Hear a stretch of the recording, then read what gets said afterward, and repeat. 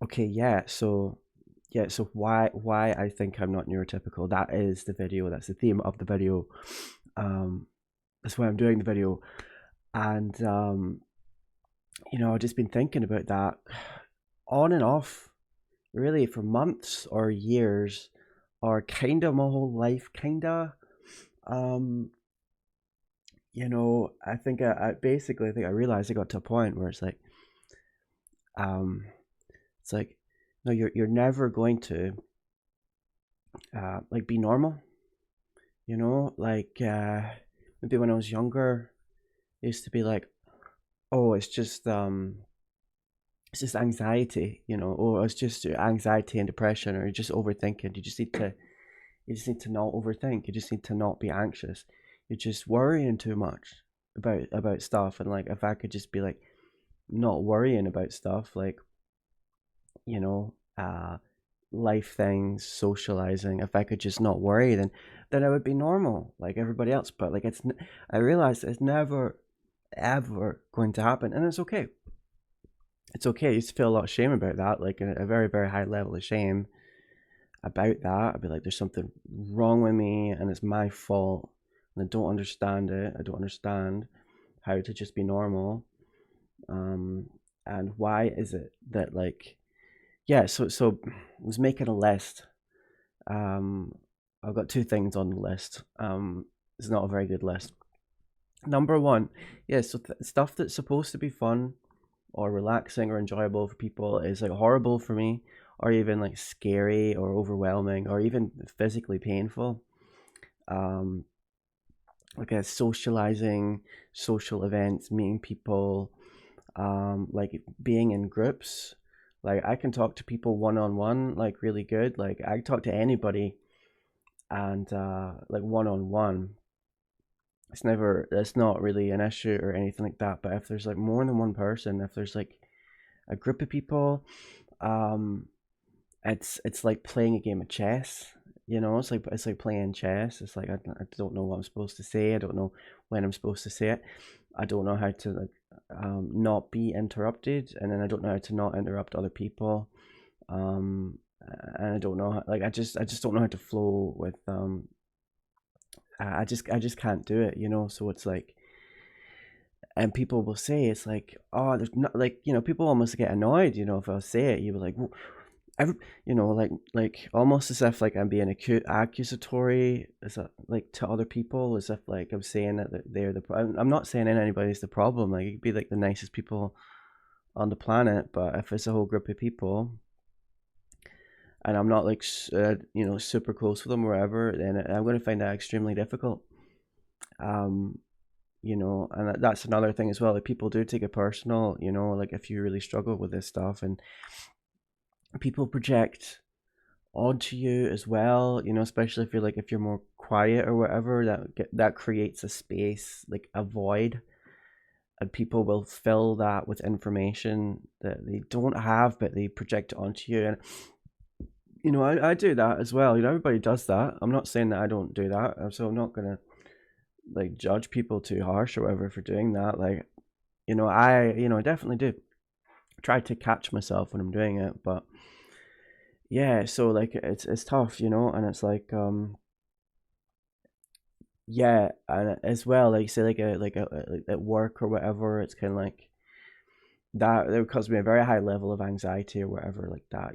So um just just things, it should be easy, but it's not. And then I tell myself it's just anxiety, but it's like it's and then it's like pathological anxiety. It's like anxiety about this stuff that's so much that it's like hardwired into my brain. I don't have like an exact word or whatever. Like, is it autism? Yeah, probably. Yeah, probably is. Do I have ADHD? Yeah, I think I do. Is it some weird combination of both of them? Yeah, probably. Um, and it's like I've always felt like an alien, like a alien on the planet, and can't just be like a normie. basically. I've never been able to. And when I was like younger, you always want to fit in and stuff like that. So you try really hard and you tell yourself, no, I'm not, I'm normal. I'm just like everybody else. But my brain is just fucking wired different, like so different. And it's like, I almost like some like the concept of like anxiety or depression or whatever, like some I think there's something like kind of like I don't want to use too many like psychobabble words, but like it's like gaslighting. It's in like oh, it's just anxiety. Just get over your anxiety. Oh, you're just depressed. Just get over your depression. And I'm just like, yeah, well, maybe that depression is like a response to like real stuff that um real neurodivergence or whatever that's causing issues, and it's not going to go away. And maybe that anxiety is just the actual, something that you're dealing with because you are autistic or something, and so stuff that's supposed to like feel normal or being not scary, but it is, and it's like I think that makes like so like work even more exhausting or whatever, because like not only are you dealing with like working or whatever, you also have to kind of deal with like this the stress and the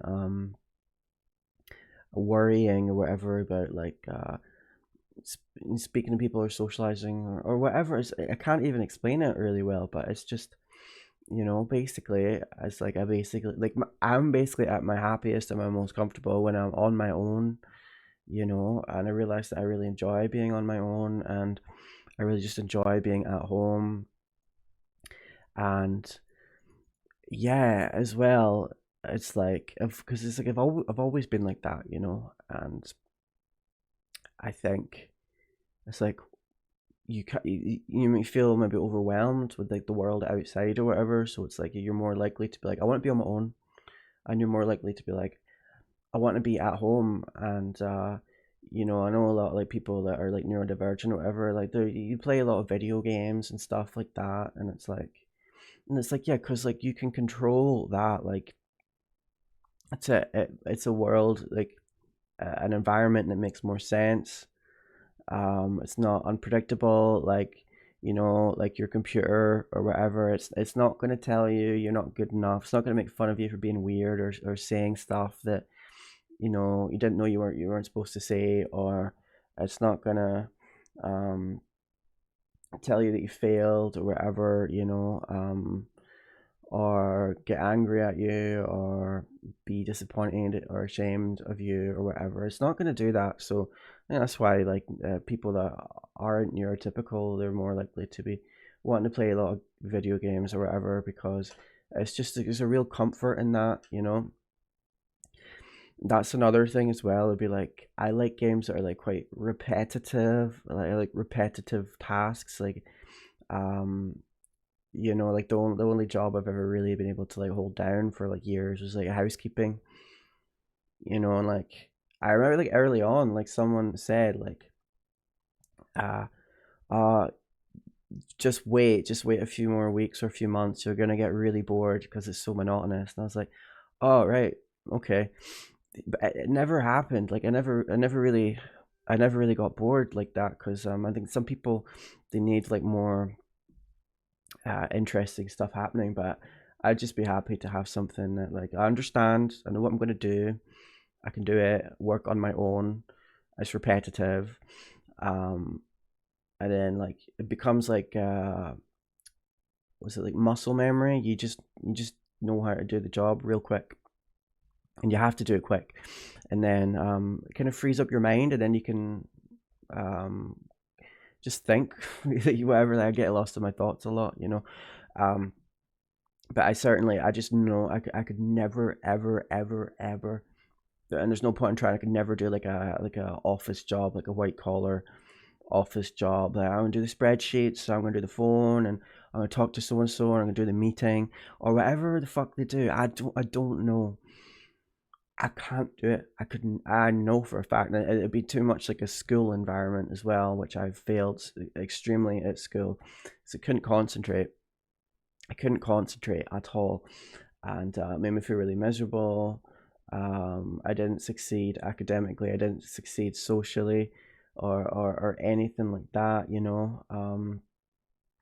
And I just that I just know that like I'm saying, that like that white collar level work, I can't do it because my brain would reject it, and people might judge that and be like, oh, just being, like just stop your mind wandering, just concentrate, just grow up. And I'm like, I just, I can't, you know, and that's what I'm saying. That's why, because I'm at that point now where I'm like, yeah, this this is how I am.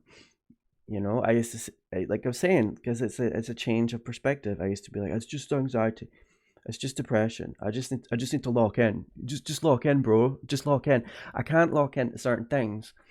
That's what I'm saying about the housekeeping. It's more physical, and something about that helps me not be bored.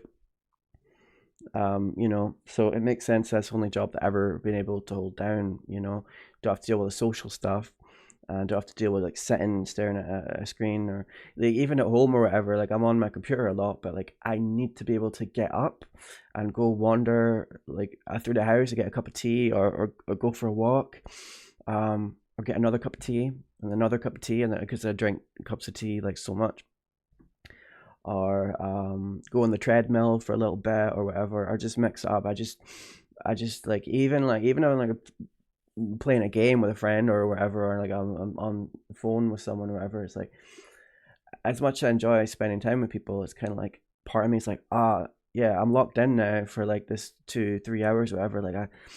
And it's almost uncomfortable. I'm like, no, I need to be able to like do what the fuck I want to do, and that's what I'm saying. It's like actual, like, pardon me, like actual physical pain sometimes, like in social situations, because it's so overwhelming that I hold tension in my body. I feel it in my arms and my chest, and it's like super, like to the point where it's like physically exhausting, And I think I got like really sensitivity to like sounds as well. I don't like the sound of people eating. A lot of people don't, but I think like stuff that might bother people a little bit, it bothers me a lot, And yeah, it's just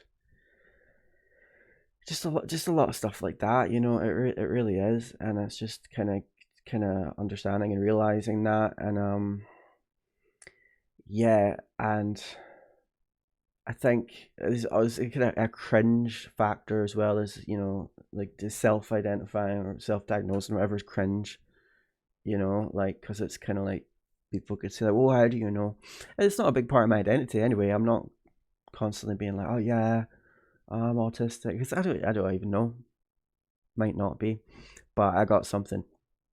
And then it's like, does that intersect with my visual problems? I have a hidden disability, which is I have double vision. I see double. Seeing double right now. My eyesight's so much better than what it was when I was growing up, because I had surgery on it when I was like 19. No, when I was like, yeah, like 19. I helped my eyes coordinate a bit more, and then I could talk about that for a long, long time. I might do a video on that actually. I know a lot of people suffer with the diplopia, which is double vision, and there's a subreddit for it. There's a lot of people like, but I've got one of the worst cases that like most people don't have it as bad as what I had, and that caused me a lot of headaches and dizziness, and I couldn't play sports, and it made eye contact hard, and it made reading hard, and I used to kind of stare at the ground a lot when I walked when I was a kid, and my head would be at an angle, yeah, like that. And I used to get pissed off sometimes, and I didn't know why. And I used to always blame myself, and I thought I just need to be normal, I just need to be normal. Um, and that was the message I got. Like, what's wrong with you? Just fucking get over yourself. And I'm like, yeah, but like, I had a genuine disability that was messing me up, and I think growing up with that, like, cause when you're growing up, it's like that. Your brain is wiring itself, is creating like neural pathways that are going to be there forever. Brain's really got a high level of plasticity when you're growing up, and you lose that when you're an adult. Things become more locked in, and it's not completely. I think that you can change your conditioning a bit, but it's more locked in. But so I'm like, is it because I that growing up with that, and then the difficulty and the shame that I felt because I didn't understand. It's not like I was like, oh yeah, I'm struggling with all this stuff, but I know why I am, and I know it's not my fault. If that had been my perspective, I think I would have been significantly like more mentally healthy. Like my mental health would have been a lot better because I wouldn't have gotten so angry at myself. But because I didn't know, and then when I started, when I started to realize again, I felt a lot of shame because I was like, well, why did I not figure it out, or why did I not advocate for myself more? I always knew like I had double vision, but like I never like realized like that it was a big deal or that it was causing me problems because no one around me kind of told me, like this is serious, or like, so it was up to me to advocate for myself or to use my voice, but I never did. So then I blame myself for that as well, and I feel a lot of shame about that. But my eyesight is a lot better than what it was. I don't feel dizzy anymore. Um, I used to feel really dizzy a lot and not understand why. And I thought again that was a personal failing, and that would make me literally look pale. Like my eyesight would bother me to the point where like it would I would go off color, would lose color in my face because it actually made me nauseous, almost like seasick. Like I was seasick like all the fucking time. Yeah, and that's it's not easy to grow up like that at all. And then I had a big complex about like my complexion, cause, because I looked ill sometimes, and yeah, like it just got a lot of stuff, yeah, like that. And so I'm like, so basically, I'm like, is it because I grew up with that and that's what caused it? Um, Not being neurotypical. Like, would anybody, like, you could get someone who was going to grow up to be neurotypical, but then, give them this vision problem. And then maybe they would also grow up to not be neurotypical because maybe that disability would affect their brain or something, you know. So I don't know, but like, yeah, again, it's just like again, like, so basically, yeah, as well, it's like as well, like I do have a history of and I know there's an overlap, which is like the whole transgender thing or whatever. I'm not transgender. I used to be, um did identify born male, and I did identify as being a woman for like 10 years. um 10 years, which I don't identify that way anymore. And yeah, like, so I know there's a big overlap there in the transgender community between being autistic and also being like gender, was it non-conforming or whatever term it is, being transgender. There's a link. So because I have that history as well, like that's another box, checked. Like, yeah, that's one of the things. I also like speed running games. Like, I'm not crazy about it all the time, but I like speed running games. That is an autistic thing. As so that's what it's more common in that autistic people. I mean, it's a stereotype, but I think it's a thing, because there's something soothing about it. It's soothing. I just as I like games that repetitive, and there's just something about it. Maybe it's like ADHD thing as well. Maybe speedrunning is popular with ADHD people. I don't know. Um, but yeah, so it's basically like that, and it's like I do have like probably do like the hyperfixation thing or whatever. Like I got a lot of interest at like it's like normies, yeah, they don't care about this stuff, they don't want to know. I get super fixated on like rabbit holes to do with like spiritual topics. I am a very spiritual person. um like weird esotericism about Saturn, like simulation theory, about conspiracy stuff or whatever, and it's like not yeah, people going about out there like they don't care about this stuff, but I care a lot about it, and it's yeah, so it's just that having that niche interests and being really focused on it, I think that's another one as well, so it's yeah, but you can I can I don't necessarily need to be diagnosed or whatever, but like as well as another one. I had a teacher when I was a kid thought that I was autistic. Had an assessment. The guy said that I wasn't. I remember that appointment being like 5 minutes. Um, Apparently he said I don't have it, going by what I'm told.